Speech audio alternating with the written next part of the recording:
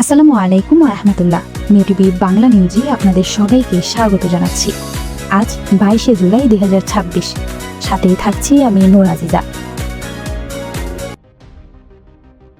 কক্সবাজারের উকিয়ার রোহিঙ্গা ক্যাম্পে সংঘটিত চাঞ্চল্যকর এক হত্যাকাণ্ডের রহস্য উদ্ঘাটনের দাবি করেছে ৮ আর্মড পুলিশ ব্যাটালিয়ন এপিবিএন। এ ঘটনায় প্রধান আসামিসহ এ পর্যন্ত ৯ জনকে গ্রেফতার করা হয়েছে। গ্রেফতার হওয়া ৪ আসামি আদালতে ফৌজদারি কার্যবিধির ১৬৪ ধারায় স্বীকারোক্তিমূলক জবানবন্দি দিয়েছেন।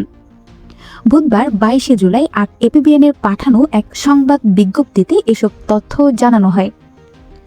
এপিবিএন সূত্র জানায়, গত ২২ জুন উকিয়া উপজেলার এফডিএমএন ক্যাম্প ১৫ জামতলী এলাকার বাসিন্দা রোহিঙ্গা যুবক আব্দুল হাফেজ নিখোঁজ হন। পরিবারের দাবি, তিনি রাতে বন্ধুদের সঙ্গে টেলিভিশনে ফুটবল খেলা দেখতে বের হওয়ার পর আর বাড়ি ফেরেননি।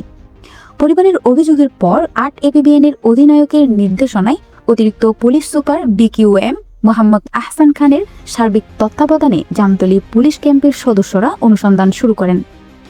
গোয়েন্দা তথ্য, গোপন সংবাদের পাশাপাশি তথ্য প্রযুক্তির সহায়তায় বিভিন্ন স্থানে অভিযান পরিচালনা করা হয়। পরে গত ৪ জুলাই রাতে ক্যাম্প ১৫ এর H7 ব্লকে মোহাম্মদ রফিকের বসতঘরের পাশের একটি সেপটিক ট্যাঙ্ক থেকে আব্দুল হাফেজের পচাগলা মরদেহ উদ্ধার করা হয়। সুরতহাল শেষে মরদেহ ময়নাতদন্তের জন্য হাসপাতালে পাঠানো হয়। এ ঘটনায় নিহতের ভাই বাদী হয়ে উকিয়া থানায় ১৬ জনের নাম উল্লেখ করে এবং অজ্ঞাত আরও ২-৩ জনকে আসামি করে একটি হত্যা মামলা দায়ের করেন।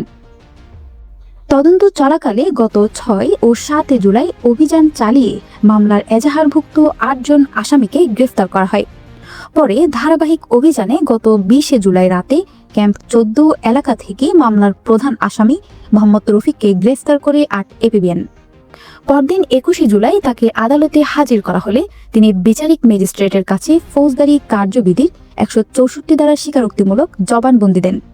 এর আগে গ্রেফতার হওয়া আরও ৩ আসামিও একই ধারায় আদালতে স্বীকারোক্তিমূলক জবানবন্দি দেন।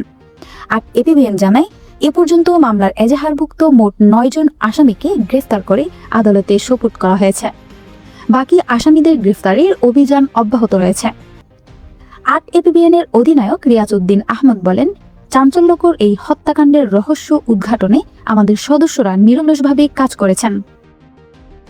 তথ্য প্রযুক্তি, গোয়েন্দা তথ্য এবং ধারাবাহিক অভিযানের মাধ্যমে প্রধান আসামিসহ জড়িতদের গ্রেফতার করা সম্ভব হয়েছে। মামলার বাকি আসামিদেরও দ্রুত আইনের আওতায় আনতে অভিযান অব্যাহত থাকবে। আজকের খবর এখানেই শেষ করছি। আপনারা সুস্থ থাকবেন, ভালো থাকবেন। আসসালামু আলাইকুম ওয়া রাহমাতুল্লাহ।